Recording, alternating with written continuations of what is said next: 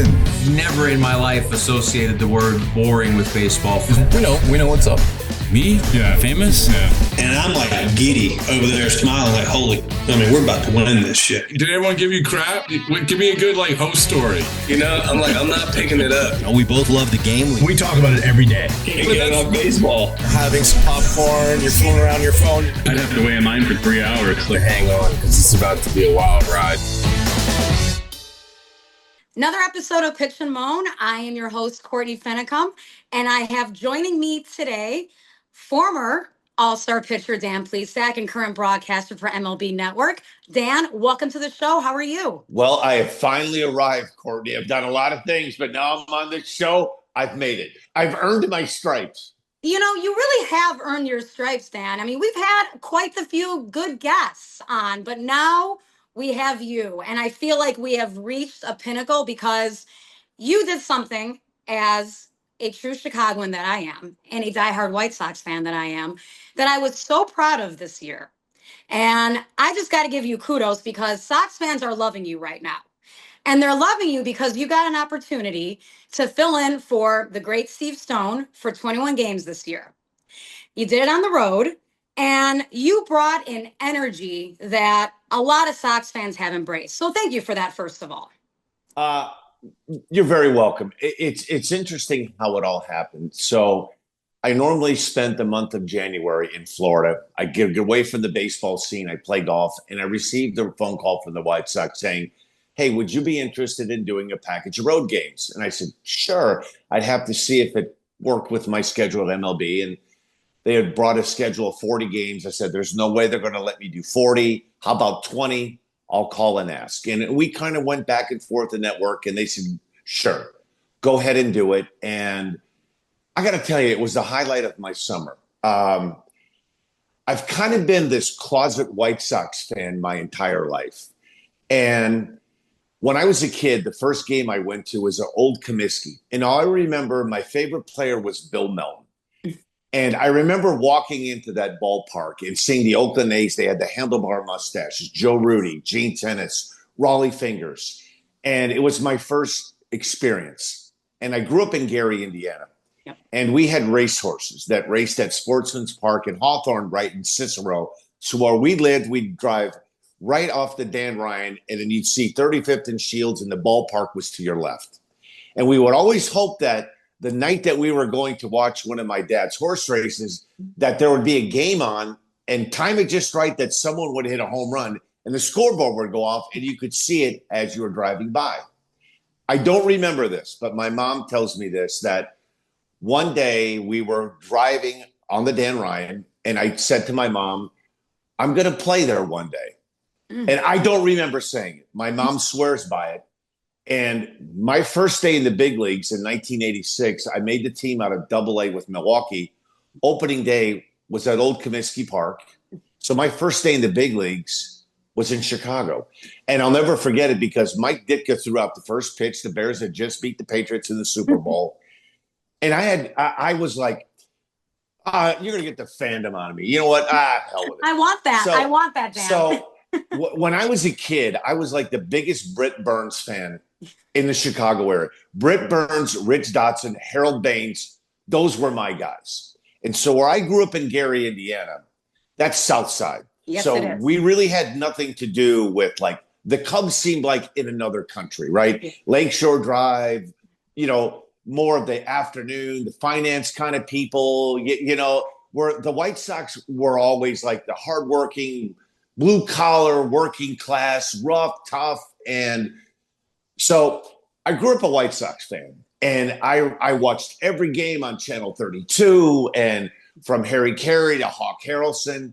And when they called me to do this, it's the first time, Courtney, when you do what I do on a national level, you can't have a favorite team. Right. You can have favorite players or guys that you root for, but you can't openly do it, right? There are certain guys that I root for, and I just do. I'm a big Freddie Freeman fan. I think he's what baseball's all about. But I can't go on the air or do a game. I'm doing a game actually tonight, Twins-Yankees for the network. And there are players that I root for. But this was the first time for 21 days I could let that little boy in me that like, I don't know, it's hard to explain. Like when I sat there and from 7,000 feet away, I'm looking at 30 teams, 700 players. But this was the first time I could grab a hold of one and look at it and go, okay, it's easy to say they're bad. It's easy to say the disaster of 2024. And then you look at it and you say, okay, if I'm a White Sox fan sitting at home, why do I want to watch this game? And why do I think there's hope? And so I started really doing a deep dive a couple of weeks before. And I started watching videos on all the pitchers and all the players. And I walked into the booth, the first game at Citi Field in New York, and I was with John Schriffen.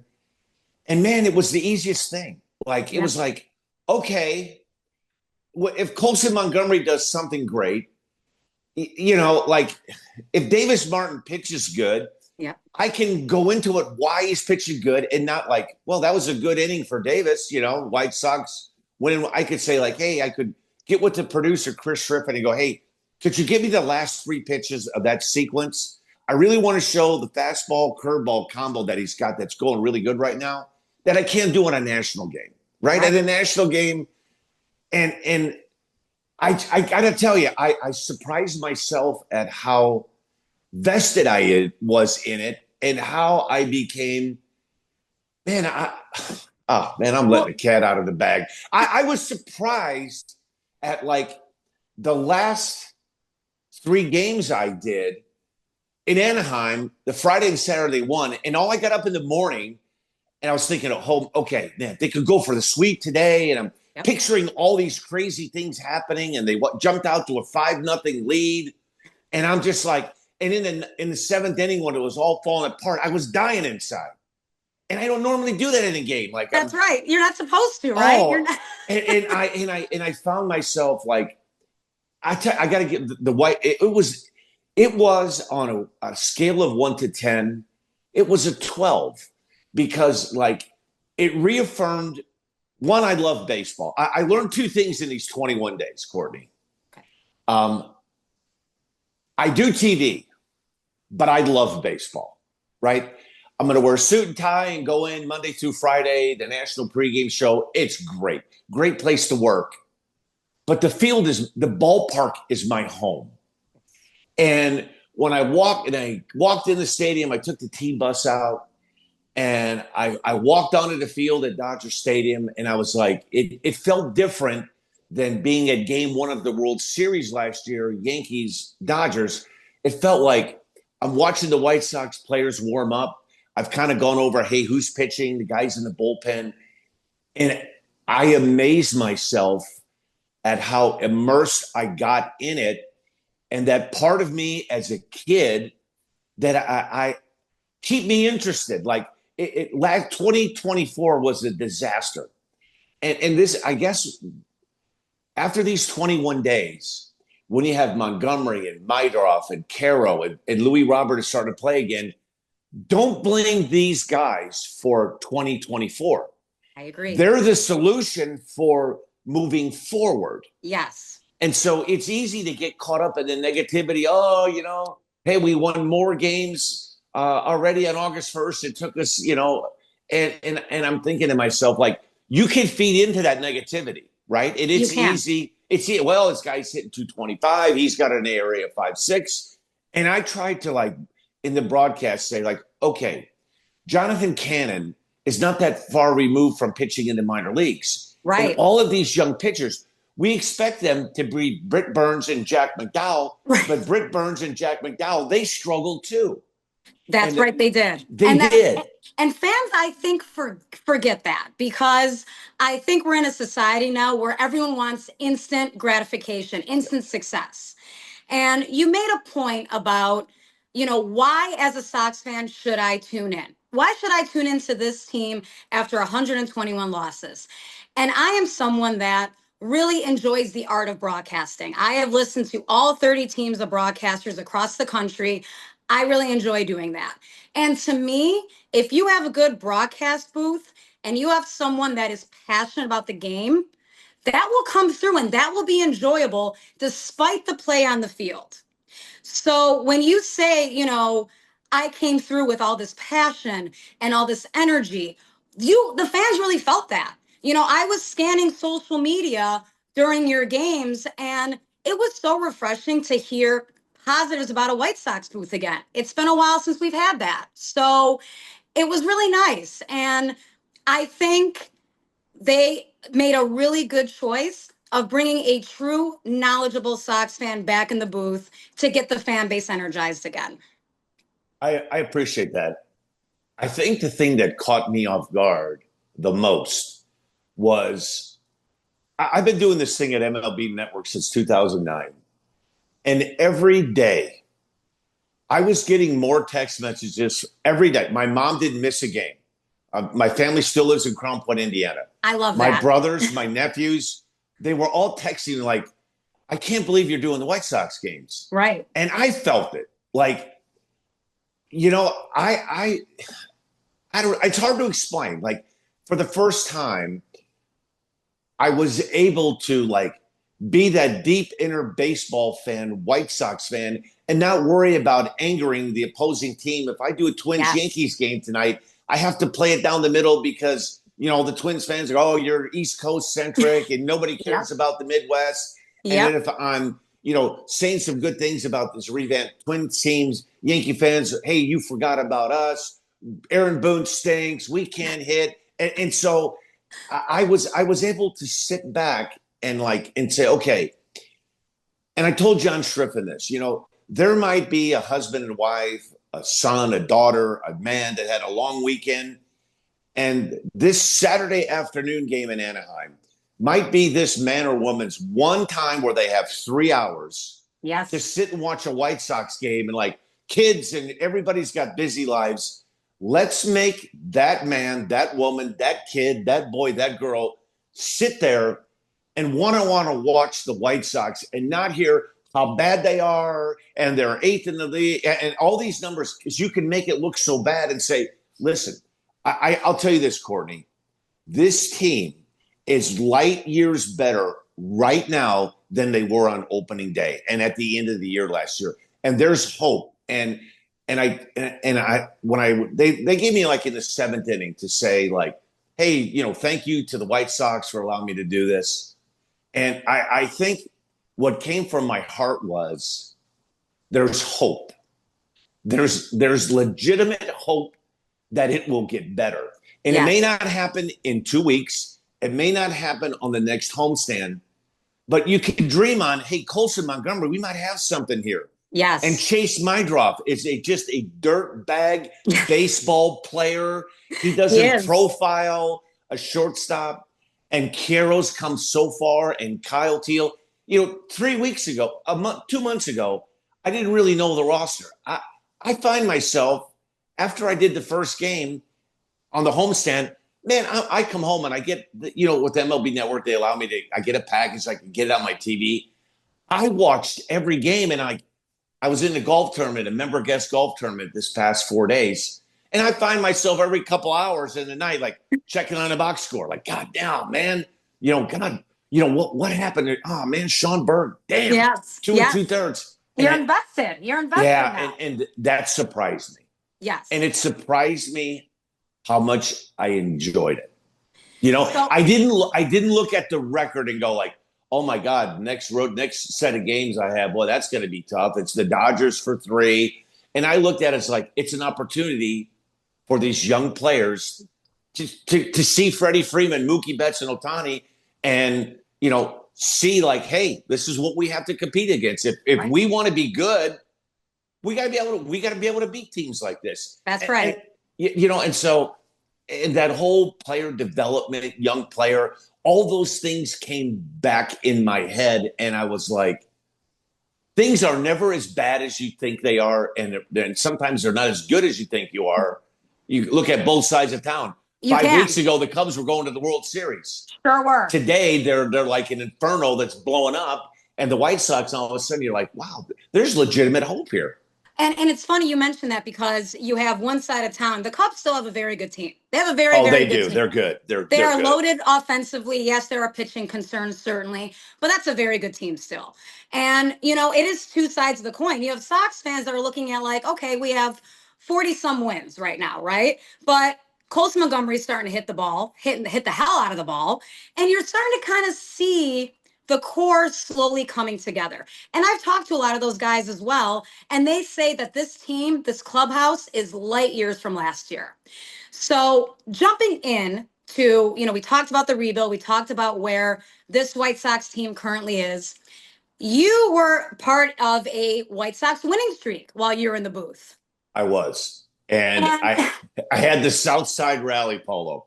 Okay, and, yes. And Courtney, I'd like to tell you this was some great strategy on my part. That's what I was going to ask you. Yes. No, how did this come about? Okay, it was simply this. I took 4 shirts with me on the road trip, right? There's a Chicago Sportsnet gray golf shirt, a black golf shirt, a navy one, and a red one. And then I had this one when I decided I got the clearance from MLB that I could do the White Sox games. The White Sox sent me this great care package box. I have the coolest hoodies, pullovers, sweatpants, sweatshirts, you name it, I have it. And there was this white polo that I opened it up. I'm like, wow. And it's that classic diamond logo, right? I was like, yes, man, that thing is like, man, I'm going to wear that playing golf one day. So I packed it with me. So the first day we were on the road trip, I was like, you know what? I'm going to wear this today. If they get mad at me at Comcast or at Chicago Sportsnet because I don't have the logo, the hell with it. Exactly. I'm like a part-time guy. What are they going to do? What are they going to do? The curb? Yes. So I got on the bus and I saw Len Casper and DJ and John Schriffen, and they're dressed in their attire. And I walked down with this and I sat down. Nobody said anything. I said to John, will this be acceptable to be on air? And he goes, yeah, it's got a white. Yeah. I'm like, okay. I said, all right. And I don't know why on the pregame show, hey, we're ready to go. Hey, I like your shirt. And I said, and something just came into my mind. It was like, yeah, this is the Side Rally Polo and this thing works. And they won. And they won the next night. And they won the next night. And this thing started taking on a life of its own. Yeah. And I told everybody I wasn't going to wash it until they lost. And so when they won 3 in a row, I got to admit, I'll tell you a little inside. We do eat sometimes during the games and commercial breaks. I had pizza stains on the shirt. Oh, man. And it started to stink. It did. It did. But I have to make a confession.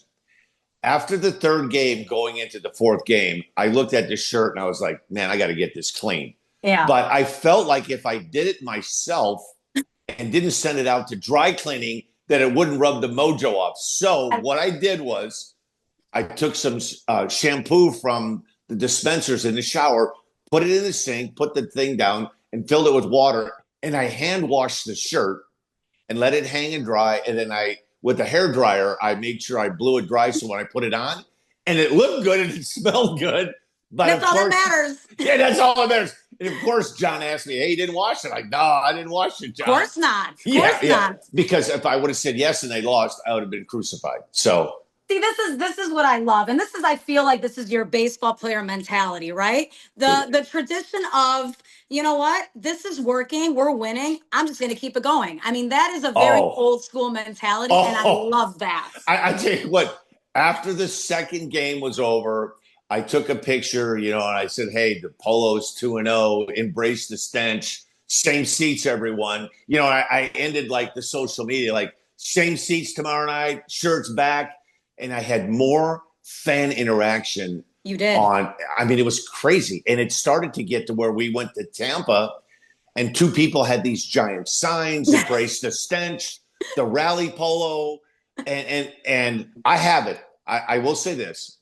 I had it for the last 3 games in Anaheim. I wore it home on the flight, but I did wash it. It's washed and cleaned. It's put away in a safe spot. We'll break it out again. We will break it out again. That's exactly what I wanted to hear. But I feel like you mentioned the social media interactions. You mentioned the excitement. Don't you feel like this is a fan base? Sox fans get a lot of flack because, we're not Wrigley Field. We're not putting, 35,000 at the federal landmark like the Cubs do. But we have such a passionate fan base that wants a winning team. And just what you described there about the interactions, the excitement, fans embracing you, this is a fan base that wants a winner and wants to support this team. And you know as well as I do that 35th and Shields will be rocking once this team gets good again, right? No doubt about it. I'm telling you, as a White Sox fan, that there's a whole legion and a gigantic legion of loyal White Sox fans that are waiting to open up the window, scream out loud, bow their neck, stick their chest out, and say, hey, you know what? You laughed at us for like 4 years. We were the laughing stock, but we're going to get it back. And there's no doubt in my mind. I had several great conversations with Chris Getz. They're headed in the right direction. They drafted a kid out of high school from Corona High School, shortstop, that is a player. And it may not happen in 2025, and it may not happen in 26, but they're coming back. I agree. And the coolest part is they're not chasing the Blue Jays, the Yankees, or the Red Sox that can spend $225 million. Think about this. Tarek Skubal is a free agent at the end of next year. Yes. Without Tarek Skubal, the Tigers are just another team. I agree. They have all kinds of pitching issues too, right? Yes. And this was a team that last July, if they really thought they were going to make it, they wouldn't have traded Jack Flaherty to the Dodgers. I agree with you. They caught a heater in 5 weeks it was a 5-week run, and it carried over to this year. You've seen lots of teams. Look at on the other side of town, right? You get Chris Bryant. You get a core group, Javi Baez, Anthony Rizzo, and then all of a sudden, and listen, Jerry Reinsdorf has never been afraid to spend money. And it's such an easy shot when the team is bad, sell the team, bad ownership. Listen, he's went out and spent. The problem has been where they spent the money, whether it's right, wrong, or indifferent, the players haven't hit. Jan Moncada, there were 28 other teams that wanted Jan Moncada. That's right. So everybody in baseball was like, wow, what a cool players they got for Moncada. Like, my God, this guy's – and he didn't turn out to be. That's and right. There haven't been any players. I mean, they went out and signed Albert Bell going back years That's ago. right. Right? I mean, they're not afraid. 2005 seems like a dinosaur, but that's not that long ago. And go back 3 or 4 years when that whole crew with Tim Anderson and Eloy Jimenez, they thought, hey, this team as fast as it can be good, you could torpedo downward too if a couple of guys don't hit, a couple of pitchers get hurt. And so they're building something here. And I don't have any doubt in my mind that when they feel like they're close again, they'll do what the Cubs did. And hey, if we need to go get a really good impact pitcher to settle these young guys down, we need to go get John Lester like the Cubs did, right? Yes. You can say whatever you want. But the Cubs, when that thing went over the edge, is when they were like, hey, we got to go get Joe Madden. We got to go get John Lester. We got to go get John Lackey. And all of a sudden they went from this really good core of young players to now we've got to supplement those with some pitching that makes those guys even better. And the White Sox will do that. Jerry Reinsdorf has never been afraid to spend money. They haven't. And it's easy to look at the last 2.5 calendar years and kick the White Sox around the street and go, they stink. They don't spend money. Listen, it is what it is. And the coolest part about it is Will Venable, Chris Getz, all the baseball ops people, they understand where they're at. They don't like where they're at. Right. They want it to get better. And they're making moves to make it get better. Now, it's hard to do when you've gone through 2.5 really tough years to say, hey, White Sox fans, just be a little bit more patient. Right. And you have to be. You have to be. And you know this city. This is a strong sports town. You practically grew up here. You did grow up here. We embrace our championship teams. We embrace our winners. This is a city that wants to embrace the Sox again. And when this team truly gets competitive and gets good, you are going to see that. So, and I'll tell you this, how deep this runs. And I can tell you this from White Sox fandom. In 1992, I was a free agent.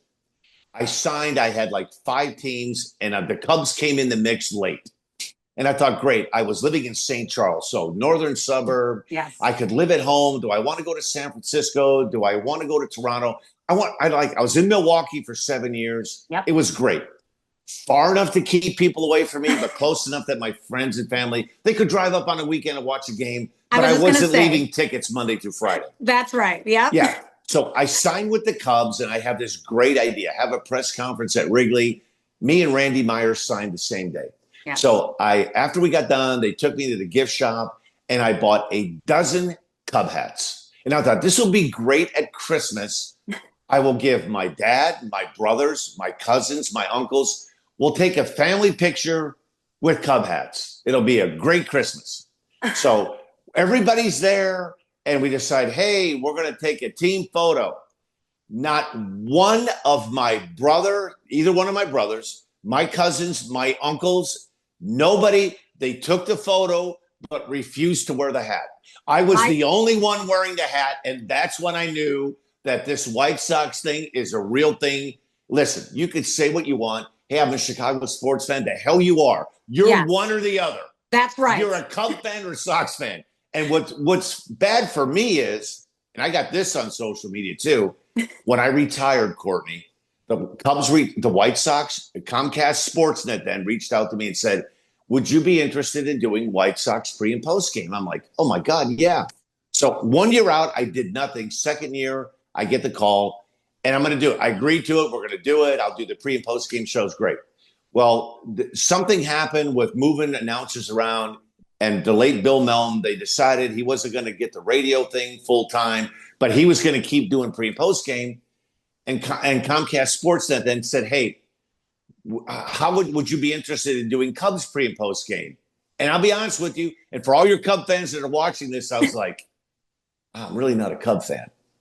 So, yeah, I'll do it. So I did it. But what I did, Courtney, is I embraced it. I had that conductor's hat, the big blue train, and I played for the Cubs. So everybody assumed that I was a Cub fan.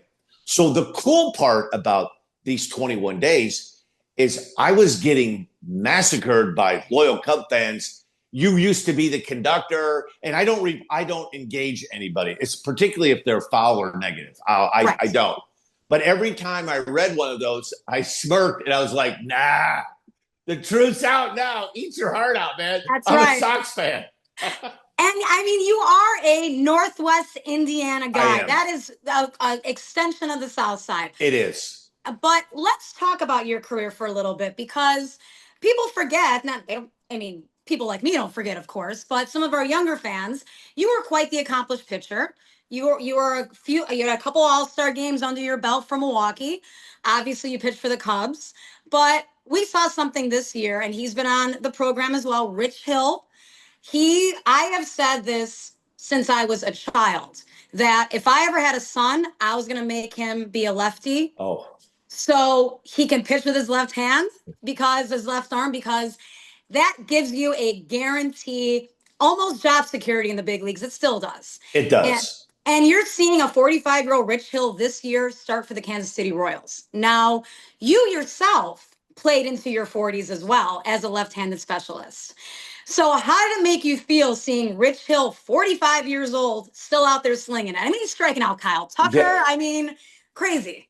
Okay. I retired in 2003. I was 41 years old. And why did I retire? I had a really good year my last year. I had an ERA under 3 with the Phillies. Good young team. Courtney, I got tired of fighting the fight. I loved the game as much as I ever loved the game. From the one thing I'll say when people ask me, what are you the most proud of? The one thing I'm most proud of, I never lost sight that it is truly a gift, and feel grateful that you have a chance to put on a big league uniform and play every day. Yes. And it gets hard. It's like any other job. You get into August, you get tired, you're on a 10-day road trip, you take an Uber, you take a cab out the park, and your body's telling you, no, I can't do this. I'm beat up, I'm tired. You wake up in Baltimore on Thursday morning, and it's 10:30, and you wake up, and you can't even remember what city you're in. Yes. You wake up, and you're like, I got tired of fighting the fight. And I was also proud for 18 years. I pitched in one of like 10 guys ever pitched in 1,000 games. I'm 7th all times in games pitched. I never spent a day on the DL. which is incredible to me. That is incredible. And I'm going to tell you who I credit to that, Robin Yount. My rookie year, I was with the Brewers. We were in Toronto playing the Blue Jays, and we had a Wednesday night game in the Rogers Center. Then it was the Sky Dome. Yes. And I walk in the training room. The flight's leaving in about 45 minutes, and I see the team doctor for the Blue Jays giving Robin Yount an injection because he had turf toe. Long needle right in his toe, and I had to walk out and I'm like, oh my God. So on Friday, we had Thursday off. Friday in the outfield, and Robin Yount's in the outfield, and I see he's in the lineup. I'm a young guy. And at those days, you just kept your mouth shut and your ears open. You spoke when they spoke to you, but you certainly were going to walk up to Mauder, Yount, Pete Vukovich, Gorman Thomas, Ben Ogilvy. Hey, how you doing today? What'd you do last night? You just kind of like, you just stand there. Right. And so like, it was kind of one of those awkward moments of, I didn't know what to say. And I was like, hey, I got to ask you, did that shot hurt? He goes, yeah. And I go, man, you're in the lineup today. He goes, yeah.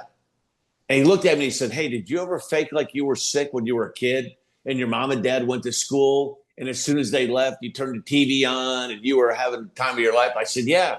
He goes, that's how it is in baseball. When you find out how easy it is to take a day off, you'll do it over and over again. Oh, I like that. And I was like, wow. So my theory was this: good, bad, indifferent, some good days, some really bad days.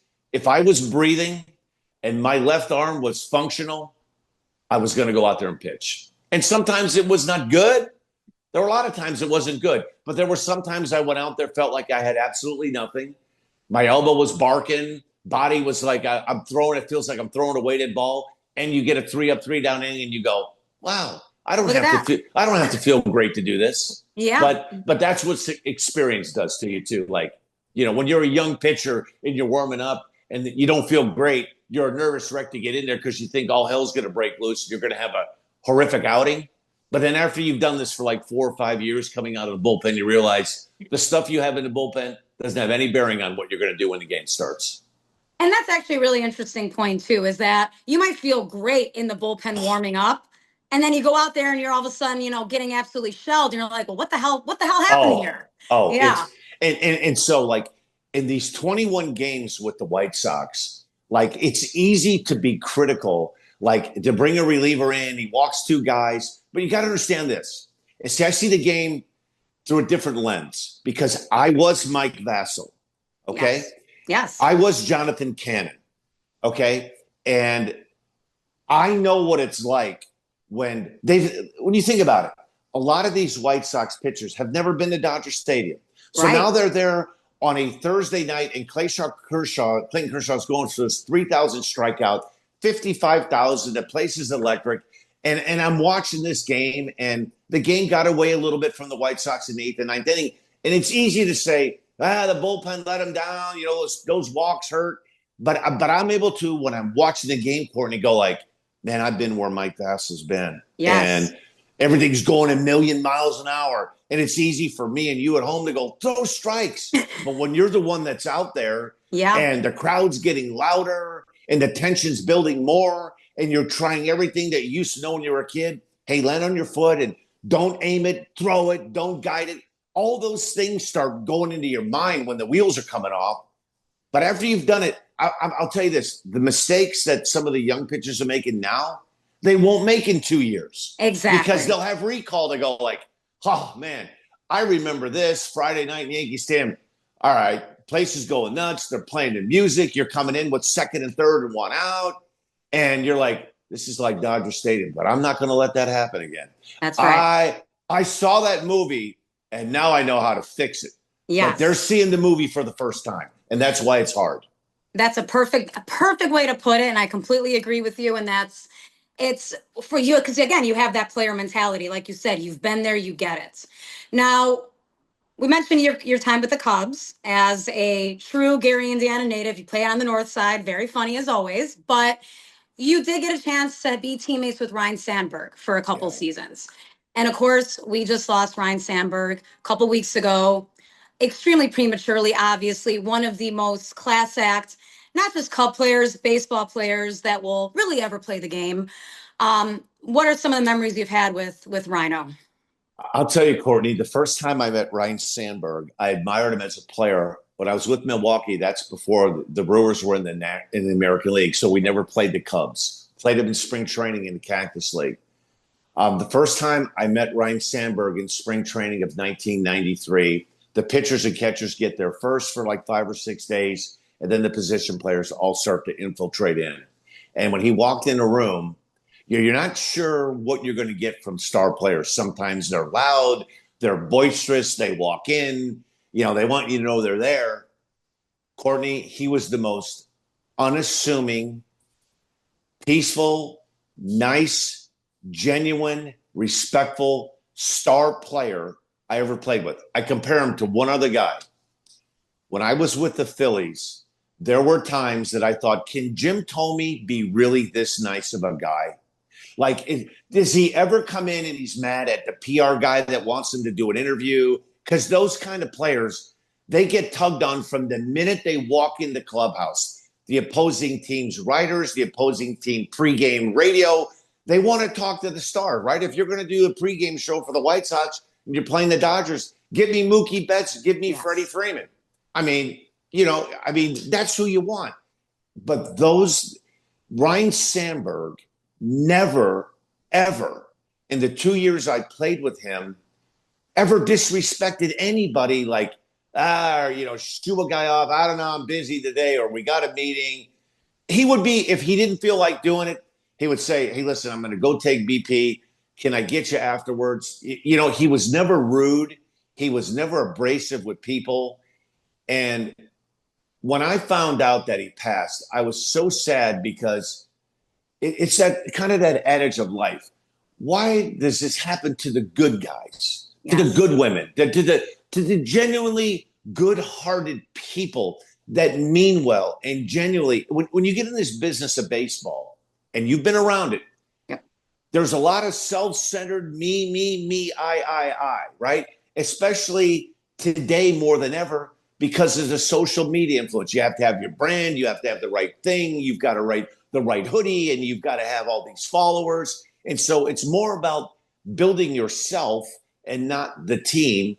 And he was a guy, he wanted no preferential treatment. He would go on a road. I'll tell you this.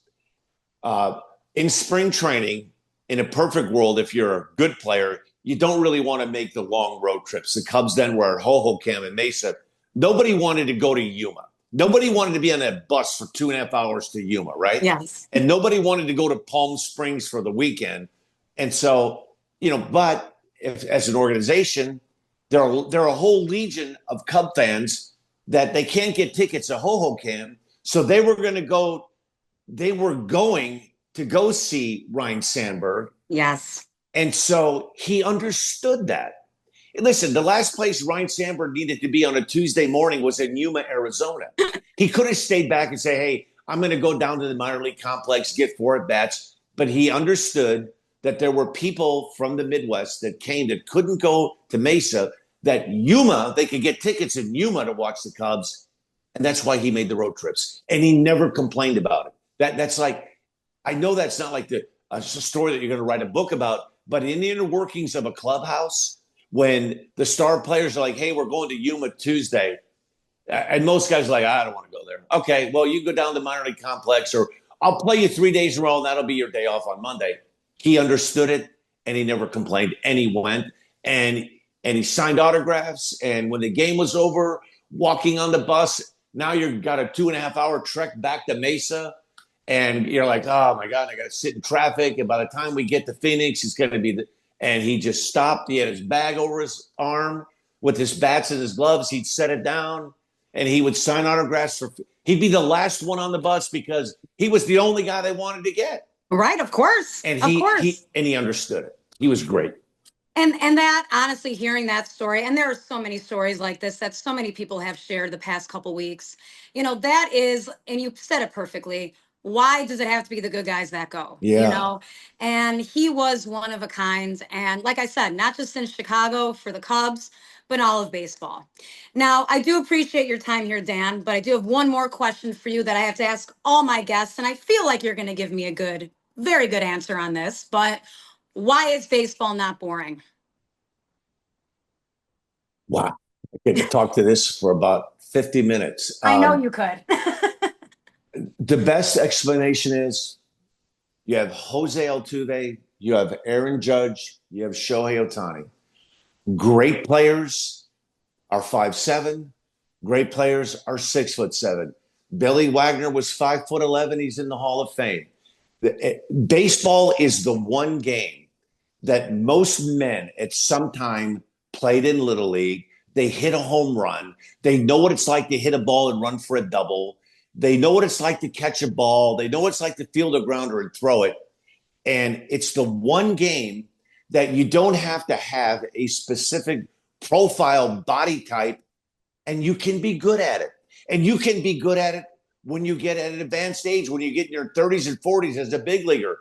Justin Verlander isn't the same pitcher. Roger Clemens, Randy Johnson, Pedro Martinez, John Smoltz, they weren't throwing 98 when they were on the way out, but they figured how to be a different Randy Johnson, to be a different Roger Clemens, to be a different Jack McDowell. The 97, 98 was gone, but now I'm going to learn how to pitch and not throw. And the coolest thing about baseball, no two games are ever the same. Exactly. Your bullpen's good. You can't wait to get to it. Your bullpen stinks. Oh, my God. Are we going to hang on? Are we going to win? We can't get a hit with runners in scoring position. And 2 days later, you go on a 10-game heater and everybody's, scoring runs. So you don't know. And the beauty of it is you don't have to wait 6 days. Like if you watch the White Sox game Monday, if you watch the Bears on Sunday, you got to wait till the following Sunday and listen, this is what's wrong with the quarterback and they don't do this. Baseball, you just tee it up all over again. And it's every day. That is actually one of the truly best answers I have gotten in that question, because this is something that I have said for years. It is not a one-size-fits-all league. Anyone can play the game, and then you just said it perfectly. Yeah, thank you. Dan, in all honesty, we are happy to have you back on the South Side at any point, anytime.